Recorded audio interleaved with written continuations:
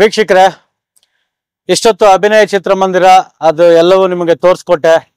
ಈಗ ನಾನು ಬಂದಿರೋದು ಒಂದು ಎರಡು ರಸ್ತೆ ದಾಟಿ ಈ ಕಡೆ ಬಂತು ಅಂದ್ರೆ ಮೇನಕ ಚಿತ್ರಮಂದಿರ. ಈಗ ಮೇನಕ ಚಿತ್ರಮಂದಿರ ಇತ್ತು ಅನ್ನೋದಕ್ಕೆ ಈಗ ಉಳ್ಕೊಂಡಿರೋದು ಇದಿಷ್ಟೇ ಜಾಗ. ಪಾರ್ಕಿಂಗ್ ಯಾವುದೋ ಒಂದು ಪ್ಲೇಸ್ ಮಾಡ್ಕೊಂಡಿದ್ದಾರೆ. ಇದೊಂದು ವಾಲ್, ಇದು ಈ ಕಡೆಗೆ ಇನ್ನೇನೋ ಒಂದು ಆಫೀಸ್ ಮಾಡ್ಕೊಂಡಿದ್ದಾರೆ. ಮೋಸ್ಟ್ಲಿ ನನಗೆ ತಿಳಿದ ಮಟ್ಟಿಗೆ ಅವರ ಫ್ಯಾಮಿಲೀಸ್ ಅಲ್ಲಿ ಇದನ್ನ ಪ್ರಾಪರ್ಟಿನ ಡಿವೈಡ್ ಮಾಡ್ಕೊಂಡು ಏನೋ ಇವತ್ತಿಗೆ ಇದನ್ನ ಹೊಡೆದಾಕಿದ್ದಾರೆ ಅಂತ ತಿಳ್ಕೊಂಡಿದ್ದೀನಿ. ಇಲ್ಲಿ ಮೇನಕ ಚಿತ್ರಮಂದಿರ ಇತ್ತು. ನನ್ನ ಒಂದು ಎರಡು ಚಲನಚಿತ್ರಗಳನ್ನ ನಾನು ಈ ಒಂದು ಚಲನಚಿತ್ರಗಳಲ್ಲಿ ಮಂದಿರದಲ್ಲಿ ಬಿಡುಗಡೆ ಮಾಡಿದ್ದೆ. ಮೊದಲನೇದಾಗಿ ನಮ್ಮ ತಂದೆಯವರ ಒಂದು ನಟ ಚಾಣಕ್ಯ ಮುಸುರಿ ಅನ್ನೋ ಒಂದು ಚಲನಚಿತ್ರ, ಅಂದ್ರೆ ಅವರ ಕ್ಲಿಪ್ಪಿಂಗ್ಸ್ ಇಟ್ಕೊಂಡು ನಾನೊಂದು ಸಿನಿಮಾ ಮಾಡಿದ್ದೆ. ಅದನ್ನ ಈ ಮೇನಕ ಚಿತ್ರಮಂದಿರದಲ್ಲೇ ಮಾಡಿದ್ದೆ. 20 ಶೋ ಅವತ್ತಿನ ದಿವಸ ನನಗೆ ಹೌಸ್ಫುಲ್ ಕಲೆಕ್ಷನ್ ಕೊಟ್ಟು, ಒಂದು ಶೋ ಸೆಕೆಂಡ್ ಶೋ ಮಳೆ ಬಂದಿದ್ರಿಂದ 21 ಶೋನಲ್ಲಿ ಆಗ್ಲಿಲ್ಲ. ಬಟ್ ಅನಿವಾರ್ಯ ಕಾರಣಗಳಿಂದ ಒಂದೇ ವಾರಕ್ಕೆ ಥಿಯೇಟರ್ ನನ್ನ ಪಿಕ್ಚರ್ ತೆಗೆದು ಕೆಂಪೇಗೌಡ ಥಿಯೇಟರ್ಗೆ ಸ್ಕ್ರೀನ್ ಮಾಡಿದ್ದೆ. ಇನ್ನೊಂದು ಸಿನಿಮಾ ಬಂದು ಭರತ್ ಅಂತ ಹೇಳ್ಬಿಟ್ಟು ಪ್ರಭಾಕರ್ ಅವ್ರನ್ನ ಇಟ್ಟುಕೊಂಡು ಫಸ್ಟ್ ಕಮರ್ಷಿಯಲ್ ಪಿಕ್ಚರ್ ನಾನು ಪ್ರೊಡಕ್ಷನ್ ಮಾಡಿದ್ದೆ. ನಾನು ಮತ್ತೆ ನನ್ನ ಸ್ನೇಹಿತರು SJ ನಂದಿಯಾಳ್ ಅಂತ ನಾವಿಬ್ರು ಜೊತೆ ಸೇರಿ ಮಾಡಿದಂತ ಚಿತ್ರ ಭರತ್ ಅಂತ. ಜೋಸೈಮನ್ ಡೈರೆಕ್ಟ್ರು. ಅದು ಇದೇ ಸ್ಥಳದಲ್ಲಿ ಮೇನಕ ಚಿತ್ರಮಂದಿರದಲ್ಲಿ ಬಿಡುಗಡೆ ಮಾಡಿದ್ದು. ಇವತ್ತಿಗೆ ಆ ಥಿಯೇಟರ್ ಇಲ್ಲ. ಇದ್ರ ಪಕ್ಕದ ಕಾಂಪೌಂಡೇ ಪ್ರಭಾತ್ ಚಿತ್ರಮಂದಿರ ಇತ್ತು. ಬನ್ನಿ, ಅಲ್ಲೂ ಕರ್ಕೊಂಡು ಹೋಗ್ತೀನಿ. ಅದು ಏನಾಗಿದೆ ಅನ್ನೋ ನಾನು ನಿಮ್ಗೆ ತೋರಿಸ್ತೀನಿ. ಬನ್ನಿ ವೀಕ್ಷಕರೇ, ಹೋಗೋಣ.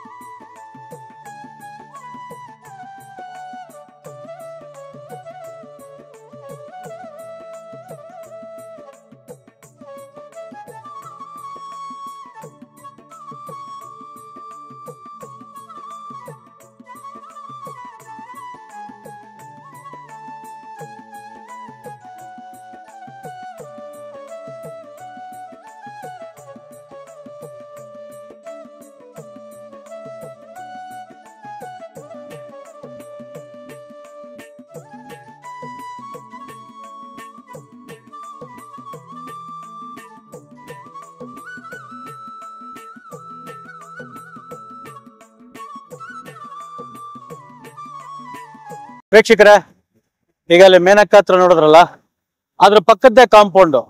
ಈ ಜಾಗದಲ್ಲಿ ಇದ್ದಿದ್ದು ಪ್ರಭಾತ್ ಚಿತ್ರಮಂದಿರ.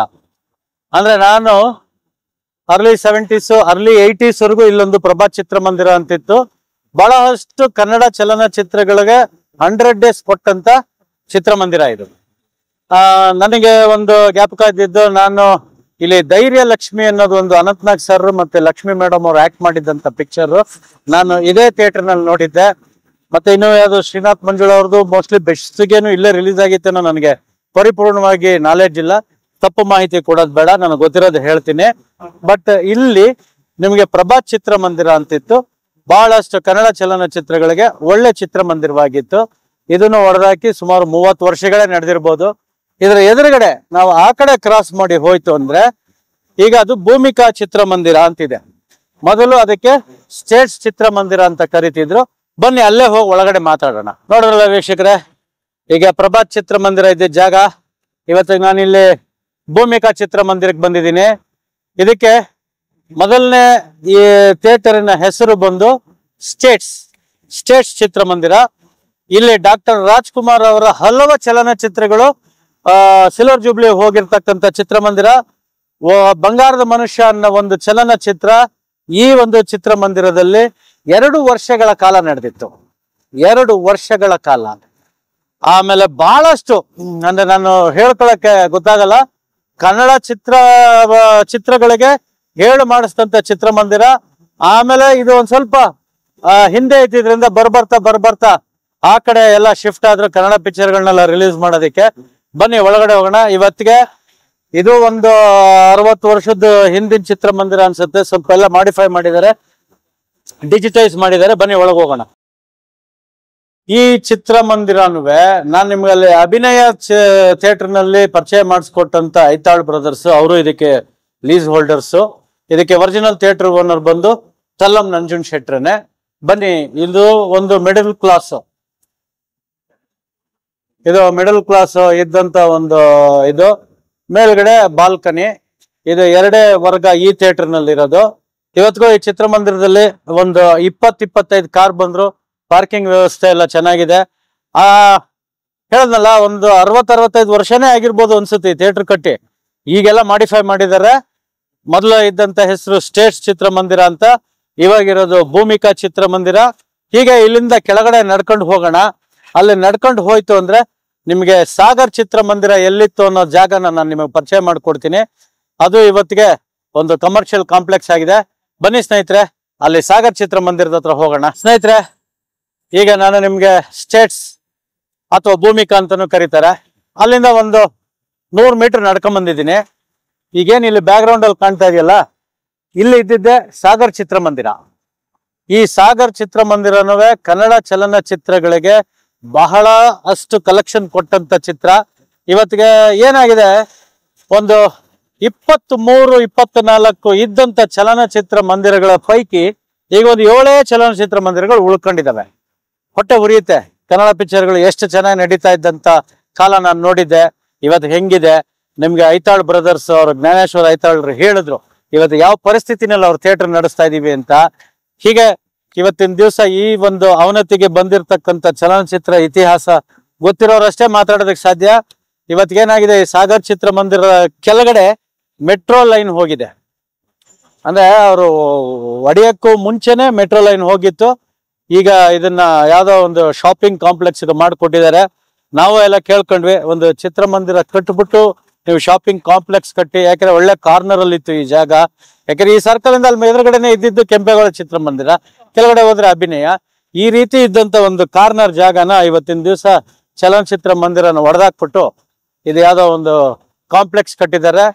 ಇನ್ನು ಬನ್ನಿ ವೀಕ್ಷಕರೇ, ಇಲ್ಲಿಂದ ಕೆಳಗಡೆ ಹೋಗಿ ನಾವು ಆ ಕಡೆಯಿಂದ ಬರೋಣ. ಆನಂದರಾವ್ ಸರ್ಕಲ್ ಕಡೆಯಿಂದ ಬಂದು ಅಲ್ಲಿಂದ ಯಾವ್ಯಾವ ಚಲನಚಿತ್ರ ಮಂದಿರಗಳಿತ್ತು ನಾನು ತೋರಿಸ್ತೀನಿ. ಇಲ್ಲಿ ಬಲಗಡೆಯಿಂದ ಹೋಗಿ ಫಸ್ಟ್ ಲೆಫ್ಟ್ಗೆ ಹೋದ್ರೆ ತ್ರಿಭುವನ್ ಮತ್ತು ಕೈಲಾಸ್ ಚಿತ್ರಮಂದಿರ ಇದೆ ಅಲ್ಲಿ. ಅದು ಇವತ್ತಿಗಿಲ್ಲ, ಅದನ್ನು ಹೊಡೆದಾಕ್ಬಿಟ್ಟಿದ್ದಾರೆ, ಬೇರೆ ಏನೋ ಕಾಂಪ್ಲೆಕ್ಸ್ ಕಟ್ಟಿದ್ದಾರೆ. ಇದನ್ನ ಯಾತಕ್ಕೆ ನಾನು ಇವತ್ತಿನ ದಿವಸ ನಮ್ಮ ಚಿತ್ರಲೋಕನಲ್ಲಿ ಈ ವಿಡಿಯೋಗಳು ಮಾಡಿ ನಾನು ತೋರಿಸ್ತಾ ಇದ್ದೀನಿ ಅಂದ್ರೆ, ಬೆಂಗಳೂರಿನಲ್ಲಿ 1.5 ಕಿಲೋಮೀಟರ್ ಅಂತರದಲ್ಲಿ ಎಷ್ಟು ಚಲನಚಿತ್ರ ಮಂದಿರಗಳು ಇದ್ವು ಅನ್ನೋದು ಒಂದು ಜಾಗನ ತೋರಿಸಿ ಇವತ್ತಿಗೆ ಅದೆಲ್ಲ ಏನಾಗಿದಾವೆ ಅಂತ ನಿಮ್ಗೆ ತೋರಿಸ್ಬೇಕು ಅಂತಾನೆ ನಾನು ಇವತ್ತು ವಿಡಿಯೋ ಮಾಡ್ತಾ ಇದ್ದೀನಿ. ಬನ್ನಿ ತ್ರಿಭುವನ್ಗೆ ಹೋಗೋಣ. ವೀಕ್ಷಕರೇ, ನಾನು ನಿಮ್ಗೆ ಹೀಗೆ ಹೇಳ್ತಾ ಬಂದೆ, ಅಲ್ಲಿ ಇಲ್ಲಿಂದ ಮೇಲ್ಗಡೆ ಹೋದ್ರೆ ಸಾಗರ್, ಆ ಸಾಗರಿಂದ ಡೌನ್ ಬಂದ್ರೆ ಆ ಕಡೆ ಜನತಾ ಬಜಾರ್ ಸಿಕ್ಕುತ್ತೆ. ಜನತಾ ಬಜಾರ್ ಇಂದ ಬಲಗಡೆ ಬಂದ್ರೆ ಇಲ್ಲಿ ಇದ್ದಂತ ಚಲನಚಿತ್ರ ಮಂದಿರನೇ ತ್ರಿಭುವನ್ ಮತ್ತು ಕೈಲಾಸ್. ಇಲ್ಲಿ 2 ಥಿಯೇಟರ್ ಇತ್ತು. ಇದನ್ನ ಮುಚ್ಚಿ ಇವತ್ತಿನ ದಿವಸ ಒಂದು ಮಾರ್ಕೆಟಿಂಗ್ ಮಾಲ್ಗೆ ಬಿಲ್ಡಿಂಗ್ ಕಟ್ಕೊಟ್ಟಿದ್ದಾರೆ. ಹೀಗೆ ಇನ್ನು ಆ ಕಡೆ ಕೆಳಗಡೆ ಹೋದ್ರೆ ಹಿಮಾಲಯ, ಗೀತಾ, ಮೆಜೆಸ್ಟಿಕ್ ಎಲ್ಲವೂ ಇದ್ದಂತ ಜಾಗಗಳನ್ನ ತೋರಿಸ್ತೀನಿ. ಇನ್ನು ಅದು ಬಿಟ್ಟು ಇನ್ನು ಎಷ್ಟು ಥಿಯೇಟರ್ ಉಳ್ಕೊಂಡಿದೆ ಅನ್ನೋದನ್ನು ತೋರಿಸ್ತೀನಿ. ಬನ್ನಿ ವೀಕ್ಷಕರೇ, ಹೋಗೋಣ.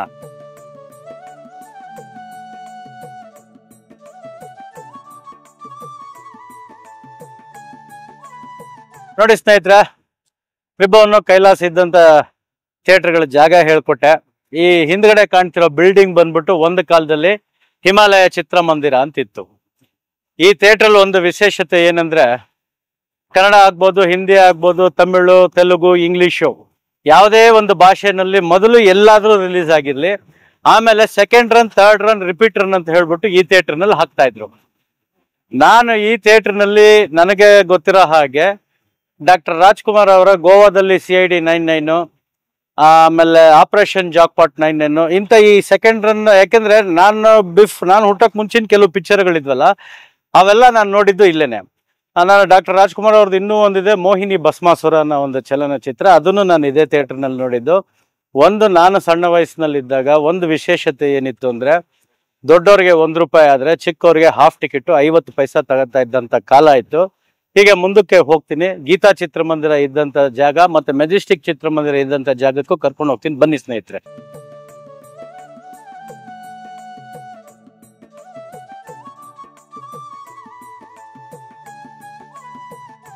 ನೋಡಿ ಸ್ನೇಹಿತರೆ, ಹಿಮಾಲಯ ತೋರಿಸಿದ್ನಲ್ಲ, ಅಲ್ಲಿಂದ ಒಂದು 20 ಮೀಟರ್ ಬಂದ್ರೆ ಇದು ಕರೆಕ್ಟ್ ಆಗಿ ಕೆಂಪೇಗೌಡ ಸರ್ಕಲ್ ಅಂತ ಕರೀತಾರೆ ಇದಕ್ಕೆ. ಈ ಕೆಂಪೇಗೌಡ ಸರ್ಕಲ್ ನಲ್ಲಿ ಇದ್ರ ಹಿಂದೆ ಇದ್ದಂತ ಚಿತ್ರಮಂದಿರನೇ ಗೀತಾ ಚಿತ್ರಮಂದಿರ.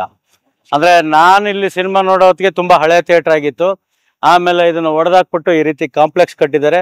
ಈ ಚಿತ್ರಮಂದಿರದ ಒಂದು ಸ್ಪೆಷಾಲಿಟಿ ಏನಿತ್ತು ಅಂದ್ರೆ, ಬರೀ ತೆಲುಗು ಚಿತ್ರಗಳನ್ನೇ ಹಾಕ್ತಾ ಇದ್ರು. ಕನ್ನಡ ನಾನು ನೋಡಿದ್ ಬಹಳ ವಿರಳ. ತೆಲುಗು ಪಿಕ್ಚರ್ಗಳಿಗೆ ಹೇಳಿ ಮಾಡಿಸಿದಂಥ ಚಿತ್ರಮಂದಿರ ಅಂತ ಹೇಳ್ಬಿಟ್ಟು ಇಲ್ಲಿ ಬರೀ ತೆಲುಗು ಪಿಕ್ಚರ್ಗಳಾಗ್ತಾ ಇದ್ರು. ಮುಂದೆ ಹೋಗೋಣ ಬನ್ನಿ. ಇಲ್ಲಿಂದ ಒಂದು 40 ಮೀಟರ್ ನಡೆದ್ರೆ ಮೆಜೆಸ್ಟಿಕ್ ಚಿತ್ರಮಂದಿರ ಇದ್ದಂಥ ಜಾಗ ತೋರಿಸ್ತೀನಿ.